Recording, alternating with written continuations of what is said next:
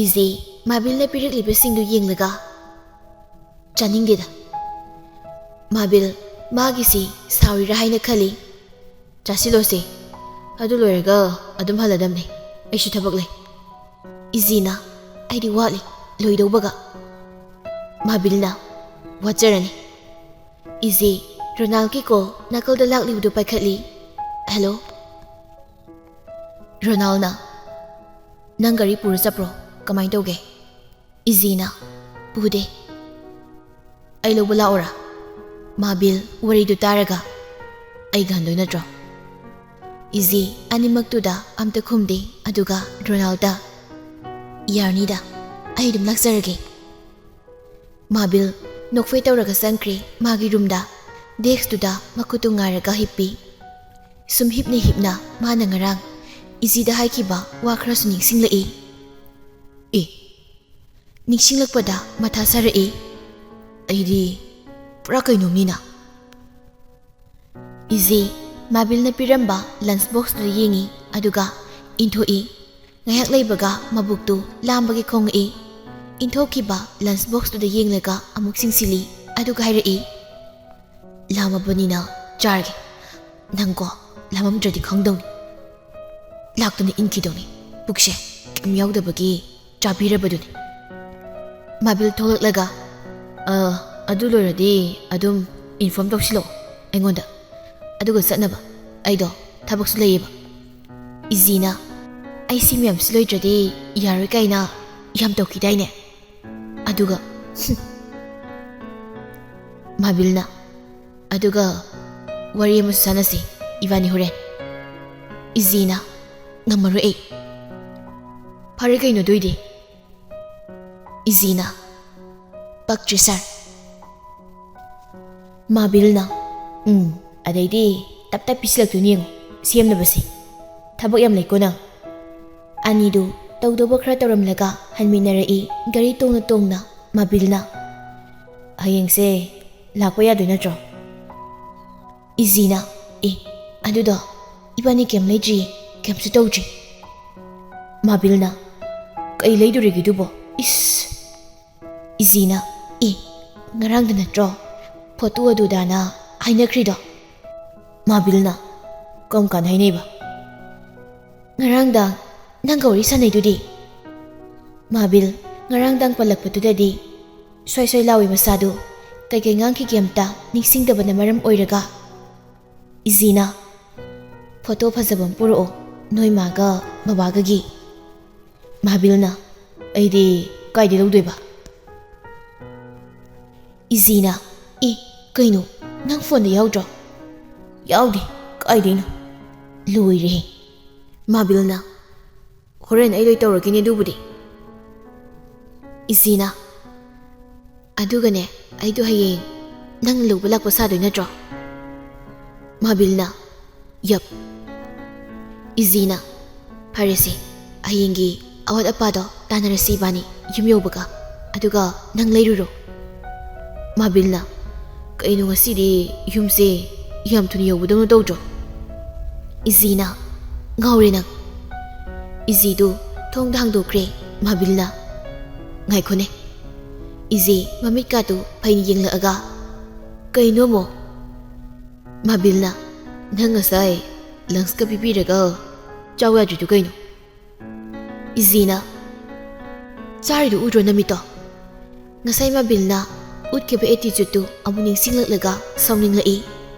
Mabilna ubudi ui ada lawga yadaba matek amsu yaukidana. Eigina nangni khwaidi paktrisi khudumbiga tu thilaklaga nangni sinjaba ngaktani khangbra nang yam phabu natro. Aishibu tumi kangdongna sakta siga. Mabil mamit manaka tu chap yumni yenglaga leiri Eigida. Kaidawrage aina. Eigi Mabil ki car ki thongdu tingkhatana kane hekta thingzili aduga masinda murum solaga geto hangi. Kaidawrage aina kai. Mabilna kaino shibu ngawrabami mi gari se crack nuku pura khonjal kalapna ngai khoi bane. Eigi makhwang nama metlaga kana onthoraklaga laurei. Kaino haibani? Mabilna se sigi sesidane nangna hayengi lei saibdo amta iro. Ai hojik ta hobuna phado mansile. Eigina kumtharaga pirakpa yadro. Ai lobu sang pangamoy. Mabil garidagi kumtharai. Se Dairi masama pi Eigi. Dairi dugi tangkai waida phaktuklaga isili. Roman number 1 2 ka suthari. Se sileyo. Lupa chonga masu hapsili. Sina aina hapa. Mabilna ai toragi yarni ai nekpani nangdo. Aigi asengmu nupi nati. Eigi yengkhalaklaga. Oh chumine. Paisa do mo lausili Mabilna. Okay. Adudi ai leurage. Chango ko. Changninga sangni. Changning da tokani. Kaino ni masi. Kusini kaino. Ai nangi nupi nate. Na thausar kano. Gay kato kamlang lolo singki. Mabilna. As. Mabil ngayak ngay do na Eigina magi kado da changki bado yenglaga noi. Saubu na bu hina paksabu maline.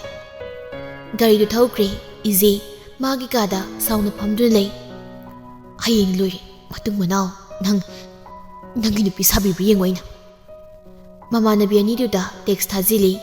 Mabil ke mayumda chatoina haibasu tammi. Thoibi na Pinaw kara kainum chalo nathan chakano. Yamna ko yeningde. Pinaw na ai duty ni ko. Nang suti ni haidane nang ka chalo kaino. Thoibi na okay. Ai ka chala sidudi. Eigina noi lakputu ni hena patha sakre. Hek mayuk na bayumduda. Isomda Mabilsu pasay sindu leiraga mayumda changai hek changakpaga Roma masanupabu khamlaga. Bungo nang Eigiga saunabra ngasiya? Kitang saune kaidorage kana kai hareino?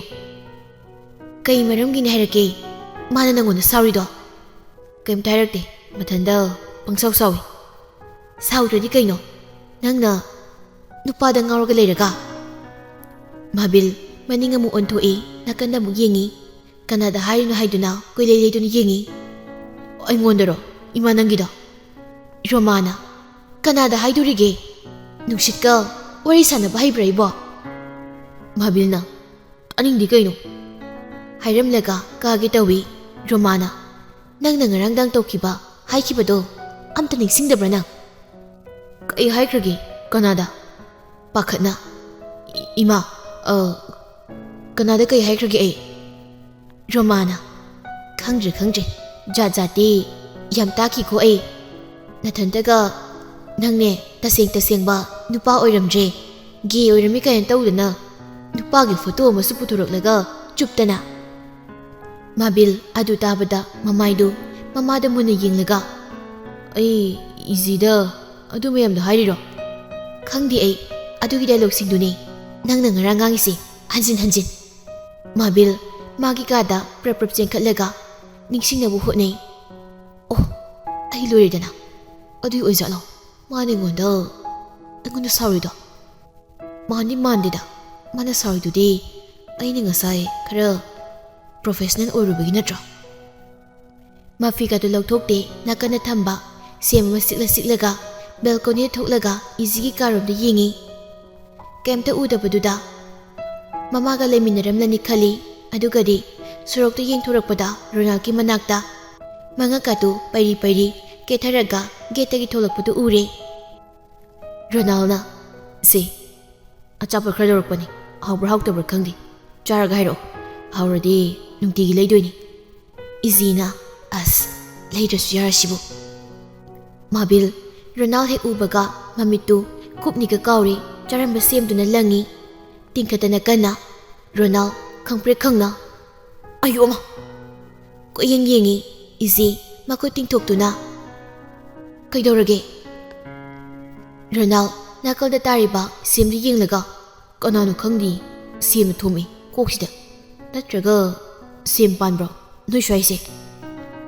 Eigina ꯑꯗꯨꯝ ꯇꯧꯕꯅꯤ ꯇꯪꯈꯥꯏ ꯌꯧꯗꯕ ꯑꯗꯨꯒꯤ ꯁꯦꯝꯗꯣ ꯍꯥꯏꯐꯦꯠꯁꯨ ꯅꯣꯛꯏ ꯔꯣꯅꯥꯜ ꯏꯖꯤꯅ ꯉꯥꯡꯉꯤꯗꯨꯗ ꯉꯛꯅ ꯇꯥꯏ ꯀꯩꯅꯣ ꯍꯥꯏꯁꯤꯕꯣ ꯑꯗꯨꯝ ꯁꯤ ꯁꯦꯝꯁꯤ ꯇꯥꯔꯛꯄ꯭ꯔꯣ ꯏꯖꯤꯅ ꯑꯇꯤꯌꯥꯗ ꯌꯦꯡꯈꯠꯇꯨꯅ ꯇꯥꯔꯛꯄꯅꯤ ꯑꯗꯨꯝ ꯃꯥꯕꯤꯜꯅ ꯀꯩ ꯍꯥꯏꯅꯤꯡꯖꯥꯠꯅꯣ ꯃꯣꯏꯒꯤꯁꯦ ꯑꯇꯤꯌꯥꯗꯒꯁꯨ ꯌꯦꯡꯉꯤ ꯂꯩꯆꯤꯜꯁꯦ ꯐꯖꯩ ꯀꯥꯏꯅ ꯍꯥꯏꯅꯩꯖꯥꯠꯂꯣ ꯔꯣꯃꯥꯟꯁꯀ ꯇꯧꯔꯤꯖꯥꯠꯂꯣ ꯑꯩꯅ ꯊꯨꯡꯕ ꯁꯦꯝꯗꯨꯅ ꯃꯔꯝ ꯑꯣꯏꯔꯒ ꯍꯦꯟꯅꯒ ꯋꯥꯔꯤ ꯅꯨꯡꯉꯥꯏꯈ꯭ꯔꯕ ꯈꯪꯗꯦ ꯀꯩꯅꯣꯝ ꯇꯧꯈ꯭ꯔꯦ ꯃꯣꯏ ꯑꯅꯤꯒꯤꯁꯦ ꯏꯖꯤꯅ ꯑꯗꯨꯗꯤ ꯑꯃꯨꯛ ꯆꯪꯉꯒꯦ ꯔꯣꯅꯥꯜꯅ ꯍꯣꯏ ꯆꯠꯂꯦꯀꯣ ꯕꯥꯏ ꯕꯥꯏꯒ ꯇꯧꯔꯝꯃꯤ ꯃꯈꯨꯠꯇꯨ ꯍꯥꯏꯗꯅ ꯏꯖꯤ ꯅꯣꯛꯂꯒ ꯑꯧ ꯃꯥꯕꯤꯜ ꯏꯖꯤꯗ ꯇꯦꯛꯁ ꯊꯥꯏ ꯅꯪꯉꯥꯏꯀꯣ ꯏꯖꯤ ꯇꯦꯛꯁꯇꯨ ꯒꯦꯠ ꯍꯥꯡꯗ꯭ꯔꯤꯉꯩꯗ ꯄꯥꯏ ꯀꯩꯅꯣꯃꯣ ꯃꯥꯕꯤꯜꯅ ꯑꯩ ꯄꯨꯛ ꯂꯥꯝꯃꯤ ꯃꯦꯁꯦꯖꯇꯨ ꯃꯦꯠꯅ ꯃꯦꯠꯅ ꯀꯨꯝꯊꯔꯛꯏ ꯏꯖꯤꯅ ꯀꯩꯅꯣ ꯅꯪ ꯆꯥꯛ ꯂꯥꯝꯃꯒ ꯑꯩꯉꯣꯟꯗ ꯍꯥꯏꯗꯣ ꯅꯪꯅ ꯍꯧꯖꯤꯛ ꯂꯩꯔꯤꯕ ꯈꯣꯡꯐꯝꯗꯣ ꯂꯦꯡꯗꯅ ꯑꯗꯨꯝ ꯂꯩꯌꯨ ꯏꯖꯤ ꯂꯦꯞꯇꯨꯅ ꯂꯩ ꯑꯗꯨꯒ ꯍꯥꯏꯐꯦꯠꯁꯨ ꯌꯦꯡꯉꯤ ꯃꯅꯤꯡꯗ ꯃꯥꯕꯤꯜꯅ ꯀꯩꯅꯣ ꯅꯪꯅ ꯄꯥꯏꯔꯤꯕ ꯆꯦꯔꯪ ꯃꯌꯥꯝꯗꯣ ꯑꯁ ꯀꯩꯅꯣ ꯑꯆꯥꯄꯣꯠꯅꯤ ꯃꯤꯅ ꯄꯤꯔꯝꯕ ꯄꯤꯔꯛꯑꯣ ꯑꯩꯉꯣꯟꯗ ꯑꯁ ꯌꯥꯔꯣꯏ ꯃꯥꯕꯤꯜ ꯆꯦꯔꯪꯗꯨ ꯃꯨꯜꯂꯤ ꯄꯤꯔꯛꯑꯣ ꯍꯥꯏꯕ ꯏꯖꯤ ꯆꯦꯔꯪꯗꯨ ꯂꯥꯝꯂꯒ ꯌꯥꯔꯣꯏ ꯍꯥꯏꯕ ꯂꯣꯏ ꯁꯦꯒꯥꯏꯈꯤꯁꯅꯤ ꯍꯧꯖꯤꯛ ꯏꯖꯤ ꯃꯥꯕꯤꯜꯅ ꯀꯟꯅ ꯄꯥꯏꯁꯤꯜꯂꯒ ꯁꯦꯒꯥꯏꯒꯦ ꯇꯧꯕꯗꯒꯤ ꯌꯥꯔꯦ ꯆꯥꯃꯤꯟꯅꯁꯤ ꯑꯣꯏꯅ ꯃꯥꯕꯤꯜꯅ ꯑꯗꯨ ꯉꯁꯥꯏꯅ ꯍꯥꯏꯌꯨ ꯌꯥꯗ꯭ꯔꯣ ꯏꯖꯤꯅ ꯃꯥꯕꯤꯜ ꯅꯣꯛ ꯅꯣꯛꯇꯅ ꯂꯥꯛꯑꯣ ꯑꯁꯤꯒꯤ ꯀꯣꯐꯤ ꯁꯣꯞꯇꯨꯗ ꯏꯖꯤ ꯃꯥꯕꯤꯜꯒꯤ ꯃꯇꯨꯡ ꯏꯟꯅꯩ ꯃꯥꯕꯤꯜꯅ ꯍꯦꯟꯗꯣꯛꯂꯒ ꯆꯠꯄꯗꯨꯗ ꯀꯥꯏꯗꯅꯣ ꯁꯤꯗ ꯅꯠꯇ꯭ꯔꯣ ꯅꯪꯅ ꯍꯥꯏꯗꯣ ꯗ꯭ꯔꯦꯁꯁꯤꯁꯨ ꯉꯁꯥꯏꯗꯤ ꯍꯣꯡꯗ꯭ꯔꯤ ꯃꯥꯜꯂꯦ ꯀꯣꯠꯋꯣ ꯀꯩꯋꯣ ꯃꯥꯕꯤꯜꯅ ꯑꯁ ꯉꯥꯎꯔꯦ ꯃꯥꯕꯤꯜꯁꯦ ꯃꯊꯣꯡ ꯃꯔꯝ ꯈꯪꯗꯕ ꯂꯩꯅꯥ ꯑꯃ ꯅꯥꯔꯨꯕꯗꯒꯤ ꯗ꯭ꯔꯦꯁꯁꯨ ꯍꯣꯡꯅꯤ ꯈꯪꯗ꯭ꯔꯤ ꯑꯩꯈꯣꯏꯗꯤ ꯉꯥꯎꯔꯕꯅꯤꯅ ꯏꯖꯤꯅ ꯌꯥꯔꯦ ꯐꯝꯃꯣ ꯑꯆꯥꯄꯣꯠꯇꯣ ꯄꯤꯔꯣ ꯑꯆꯥꯄꯣꯠꯇꯣ ꯁꯦꯝꯃꯤ ꯀꯩꯅꯣꯝꯃ ꯍꯥꯏꯒꯦ ꯍꯌꯦꯡꯗꯣ ꯑꯩ ꯍꯦꯟꯊꯣꯏꯕꯤꯒ ꯂꯥꯛꯇꯣꯏꯅꯤꯀꯣ ꯌꯥꯔꯒꯗꯤ ꯅꯣꯏ ꯅꯃꯥꯟꯅꯕ ꯔꯣꯕꯤꯟꯗꯨꯁꯨ ꯀꯧ ꯃꯥꯕꯤꯜꯅ ꯌꯥꯏ ꯌꯥꯏ ꯀꯧꯔꯝꯒꯦ ꯑꯅꯤꯗꯣ ꯃꯣꯏꯒꯤ ꯊꯥꯏꯅꯒꯤ ꯋꯥꯔꯤ ꯃꯌꯥꯝꯗꯣ ꯅꯤꯡꯁꯤꯡꯍꯟꯗꯕ ꯌꯥꯔꯔꯣꯏ ꯏꯖꯤꯅ ꯍꯌꯦꯡ ꯃꯥꯏ ꯈꯪꯖꯔꯅꯤ ꯃꯥꯕꯤꯜꯅ ꯑꯁꯤꯅ ꯀꯅꯥ ꯆꯥꯅꯕ ꯈꯥꯛꯏꯅꯣ ꯁꯦꯝꯃꯨ ꯁꯠ ꯏꯖꯤꯅ ꯋꯥꯎ ꯁꯤꯁꯦ ꯍꯥꯎꯕꯅꯤ ꯃꯥꯕꯤꯜ ꯀꯣꯐꯤ ꯑꯅꯤ ꯂꯧꯔꯛꯂꯒ ꯇꯦꯕꯜꯗꯨꯗ ꯊꯝꯃꯤ ꯑꯆꯥꯄꯣꯠ ꯑꯥꯏꯇꯦꯝꯁꯤꯡꯗꯨ ꯁꯨꯅꯕ ꯑꯃꯃꯝꯇ ꯑꯣꯏꯅ ꯆꯥꯈꯠꯂꯛꯏ ꯑꯗꯨꯒ ꯃꯃꯤꯠꯀ ꯎꯏꯁꯤꯜꯂꯒ ꯃꯍꯥꯎ ꯂꯧꯗꯨꯅ ꯍꯥꯎꯏ ꯏꯖꯤꯅ ꯍꯥꯎꯇ꯭ꯔꯥ ꯁꯤ ꯌꯥꯝ ꯆꯥꯎꯅꯦ ꯃꯥꯕꯤꯜꯁꯨ ꯃꯌꯥꯗꯨ ꯀꯥꯊꯣꯛꯂꯒ ꯏꯜꯍꯜꯂꯤ ꯃꯥꯕꯤꯜꯅ ꯀꯩꯅꯣ ꯁꯥꯏꯗꯣꯛꯇꯧꯒ ꯄꯥꯝꯃꯨꯏꯅꯦ ꯏꯖꯤꯅ ꯑꯗꯩꯗꯣ ꯑꯝꯇ ꯂꯥꯝꯃꯛꯑꯣ ꯃꯥꯕꯤꯜꯅ ꯋꯦꯠ ꯁꯤꯗꯤ ꯂꯦꯇ꯭ꯌꯨꯁꯀ ꯌꯣꯝꯃꯣ ꯁꯦꯝꯃꯒ ꯏꯜꯂꯤ ꯏꯖꯤꯅ ꯏꯁꯤꯡ ꯃꯥꯕꯤꯜꯅ ꯇꯞꯅ ꯆꯥꯎ ꯇꯞꯅ ꯇꯞꯅ ꯆꯥꯎꯕ ꯁꯣꯕꯤꯇꯥꯅ ꯏꯕꯨꯡꯉꯣ ꯅꯪ ꯂꯥꯛꯏꯔꯣ ꯃꯥꯕꯤꯜ ꯁꯥꯏꯕꯗꯨ ꯂꯦꯞꯂꯒ ꯁꯣꯕꯤꯇꯥꯗ ꯃꯨꯟꯅ ꯌꯦꯡꯗꯨꯅ ꯅꯨꯡꯁꯤꯅꯩ ꯏꯖꯤ ꯊꯛꯂꯝꯕ ꯏꯁꯤꯡꯗꯨ ꯍꯥꯔꯤ ꯁꯣꯕꯤꯇꯥꯅ ꯍꯩ ꯇꯞꯅ ꯆꯥꯎꯅꯤ ꯅꯪꯕꯣ ꯆꯪꯁꯤꯜꯂꯨ ꯏꯃꯥꯁꯨ ꯐꯝꯃꯛꯀꯦ ꯏꯖꯤ ꯆꯪꯁꯤꯟꯅ ꯐꯝꯍꯜꯂꯤ ꯏꯃꯥ ꯆꯪꯉꯁꯤꯔꯥ ꯁꯣꯕꯤꯇꯥꯅ ꯉꯥꯏꯈꯣ ꯍꯦꯝꯇ ꯕꯨꯡꯉꯣ ꯀꯌꯥꯝ ꯀꯨꯏꯔꯦ ꯂꯥꯛꯄ ꯀꯨꯏꯗ꯭ꯔꯤ ꯏꯃꯥ ꯁꯣꯕꯤꯇꯥꯅ ꯑꯆꯥꯄꯣꯠꯁꯦ ꯑꯣꯟꯊꯣꯛ ꯌꯥꯝ ꯂꯩꯔꯛꯑꯦꯗ ꯅꯪꯗꯤ ꯃꯥꯕꯤꯜꯅ ꯍꯣꯏ ꯏꯃꯥ ꯆꯝꯕꯤꯅ ꯆꯥꯅꯤꯡꯉꯦ ꯑꯗꯨꯗ ꯏꯖꯤ ꯃꯃꯤꯠ ꯐꯩꯅ ꯌꯦꯡꯉꯤ ꯃꯥꯕꯤꯜꯗ ꯃꯥꯕꯤꯜ ꯅꯥꯀꯟꯗ ꯆꯥꯗ꯭ꯔꯤꯕ ꯄꯦꯛ ꯑꯃ ꯂꯩꯕ ꯑꯥꯏꯇꯦꯝꯗꯨ ꯄꯨꯊꯣꯛꯂꯒ ꯁꯦ ꯏꯃꯥ ꯆꯥꯁꯦ ꯁꯣꯕꯤꯇꯥꯅ ꯑꯩꯅꯒ ꯆꯥꯕ ꯍꯩꯕ ꯅꯠꯄꯣꯟꯇꯦꯗ ꯅꯣꯏꯒꯤ ꯑꯆꯥꯄꯣꯠꯁꯤꯡꯁꯦ ꯑꯩꯈꯣꯏ ꯆꯝꯕꯤꯗꯤ ꯁꯨꯝꯕꯁꯦ ꯌꯥꯝ ꯄꯥꯝꯕꯅꯤ ꯏꯕꯨꯡꯉꯣꯗꯤ ꯍꯣꯁꯄꯤꯇꯥꯜꯗꯒꯤ ꯑꯗꯨꯝ ꯂꯥꯛꯏꯔꯣ ꯃꯥꯕꯤꯜ ꯃꯉꯛꯇꯨ ꯅꯣꯝꯂꯒ ꯑꯧ ꯏꯃꯥ ꯑꯗꯨꯝ ꯗꯥꯏꯔꯦꯛ ꯍꯣꯁꯄꯤꯇꯥꯜꯗ ꯍꯥꯏꯊꯔꯛꯏ ꯁꯣꯕꯤꯇꯥꯅ ꯀꯩꯝꯁꯨ ꯄꯨꯊꯣꯔꯛꯇꯦ ꯏꯃꯥꯁꯦ ꯑꯩꯅ ꯂꯩꯔꯛꯄꯒꯤ ꯆꯦꯡꯒꯨꯝꯗꯤ ꯌꯥꯎꯔꯤ ꯌꯥꯝ ꯍꯥꯎꯕꯅꯤ ꯁꯣꯕꯤꯇꯥꯅ ꯀꯩꯝꯁꯨ ꯄꯨꯊꯣꯔꯛꯇꯦꯗꯣ ꯏꯃꯥꯗꯤ ꯑꯩꯅ ꯂꯩꯔꯛꯄꯒꯤ ꯆꯦꯡꯒꯨꯝꯒꯗꯤ ꯂꯩꯍꯧꯕꯅꯤ ꯃꯥꯕꯤꯜꯅ ꯌꯥꯔꯅꯤꯗ ꯏꯃꯥ ꯀꯩꯕꯨ ꯍꯥꯞꯇꯣꯏꯅꯣ ꯁꯣꯕꯤꯇꯥꯅ ꯍꯩ ꯌꯥꯗꯦ ꯌꯥꯗꯦ ꯅꯣꯏ ꯑꯅꯤ ꯇꯞꯅ ꯇꯞꯅ ꯌꯧꯁꯤꯜꯂꯛꯑꯣ ꯑꯩꯈꯣꯏꯒꯤ ꯌꯨꯝꯁꯨꯅꯦ ꯑꯁꯤꯗꯩꯁꯤꯗ ꯂꯩꯔꯕꯅꯤ ꯃꯥꯕꯤꯜ ꯃꯌꯥꯒ ꯀꯥꯊꯣꯛꯂꯒ ꯈꯪꯗ ꯉꯥꯏꯔꯤꯕꯗꯧꯅ ꯑꯣ ꯂꯥꯞꯇ꯭ꯔꯦꯅꯤ ꯁꯤꯗꯩ ꯁꯣꯕꯤꯇꯥꯅ ꯂꯥꯛꯑꯣ ꯂꯥꯛꯑꯣ ꯏꯃꯥꯅꯦ ꯀꯔꯤ ꯀꯔꯤꯅꯣ ꯈꯔ ꯍꯥꯞꯄꯤꯒꯦ ꯍꯧꯒꯠꯈ꯭ꯔꯦ ꯁꯣꯕꯤꯇꯥꯗꯣ ꯏꯖꯤꯅ ꯄꯦꯜꯂꯕꯅꯤꯀꯣ ꯑꯩꯁꯦ ꯃꯥꯕꯤꯜꯅ ꯑꯆꯥꯄꯣꯠꯁꯦ ꯁꯠ ꯁꯠ ꯆꯥꯁꯤꯜꯂꯣ ꯌꯥꯝ ꯍꯥꯎꯋꯤ ꯍꯨꯟꯗꯣꯛꯄ ꯄꯥꯝꯃꯨꯏ 이지 kitkit namduna sasili mabilna yare chamastudi liuranu mulli chamastu izina asida dasbi leiri anidu chaba loiraga tamna tamna halai izina koi masi getaga ngai leimi mabilna kaino aidi gari su puthorokte kamai handuino asi loraga kamai chatoino izina ꯑꯩ ꯁꯥꯎꯔꯛꯀꯗꯣꯏꯅꯦ ꯗꯩꯗꯤ ꯃꯥꯕꯤꯜꯅ ꯅꯪ ꯂꯧꯔꯛꯄꯣꯁꯤ ꯑꯗꯨꯒ ꯑꯩ call ꯑꯔꯨꯕ ꯂꯥꯛꯄꯒꯤ ꯂꯩꯊꯧꯔꯒꯦ ꯁ꯭ꯋꯥꯏꯗ ꯑꯗꯨꯒ ꯅꯪꯅ ꯈꯔ ꯀꯩꯀꯩꯅꯣ ꯍꯥꯏꯔꯣ ꯌꯥꯔꯦ 이지 ꯆꯦꯟꯁꯤꯜꯂꯒ ꯏꯃꯥ ꯃꯥꯗꯣ ꯑꯊꯨꯕꯒꯤ ꯂꯥꯛꯑꯣꯅ ꯍꯥꯏꯔꯛꯏ ꯆꯪꯉꯛꯑꯔꯣꯏꯒꯤ ꯃꯍꯥꯛ ꯒꯥꯔꯤꯁꯨ ꯑꯥꯗ ꯈꯥꯝꯃꯝꯃꯕꯅꯦꯕ ꯏꯁꯦ ꯑꯩ ꯄꯤꯔꯨꯔꯒꯦ ꯁꯤꯁꯦ ꯁꯨꯕꯤꯇꯥꯅ ꯄꯤꯔꯨꯔꯁꯤ ꯂꯥꯛꯑꯣ ꯑꯩ ꯗꯨꯀꯥꯟꯁꯤ ꯆꯪꯉꯛꯇꯣꯔꯤꯕꯅꯤ 이지나 ꯌꯥꯔꯦ ꯄꯣꯠꯇꯨ ꯀꯩꯅꯣ ꯍꯥꯏꯔꯣ ꯑꯩ ꯂꯩꯔꯛꯑꯒꯦ 이지ꯅ ꯅꯝꯗꯅ ꯃꯃꯥꯗꯨ ꯆꯪꯍꯟꯈ꯭ꯔꯒ ꯊꯣꯛꯂꯛꯏ ꯑꯗꯨꯒ ꯃꯥꯕꯤꯜꯗ ꯁꯤ ꯊꯣꯡꯉ ꯆꯥꯎ ꯇꯤꯟ ꯐꯤꯁꯀ ꯃꯥꯕꯤꯜꯅ ꯀꯔꯤ ꯃꯁꯔꯨꯝꯒ ꯇꯤꯟ ꯐꯤꯁꯀꯕ 이지나 ꯍꯣꯏ ꯑꯍꯥꯎꯕꯅꯤ ꯍꯣꯔꯦꯟ ꯆꯥꯎ ꯑꯝꯇ ꯃꯥꯕꯤꯜꯅ ꯅꯣꯏ ꯃꯥꯁꯦ ꯊꯣꯔꯛꯑꯔꯣꯏꯗꯕ ꯅꯠꯇ꯭ꯔꯣ ꯑꯩ ꯀꯟꯅ ꯆꯦꯟꯁꯤꯟꯈ꯭ꯔꯒꯦ ꯑꯝꯇ 이지나 ꯆꯦꯜꯂꯣ ꯌꯥꯔꯦ ꯃꯥꯕꯤꯜ ꯆꯦꯟꯒꯦ ꯇꯧꯕꯒ ꯔꯣꯃꯥꯗꯨ ꯗꯨꯀꯥꯟꯂꯣꯝꯗ ꯊꯣꯛꯂꯛꯄꯗꯨ ꯊꯦꯡꯅꯔꯦ ꯔꯣꯃꯥꯅ 이bungo 이지 ꯅꯪꯁꯨ ꯂꯥꯛꯏꯔꯣ 이지 ꯃꯃꯤꯠꯇꯨ ꯆꯞ ꯌꯨꯡꯅ ꯑꯧ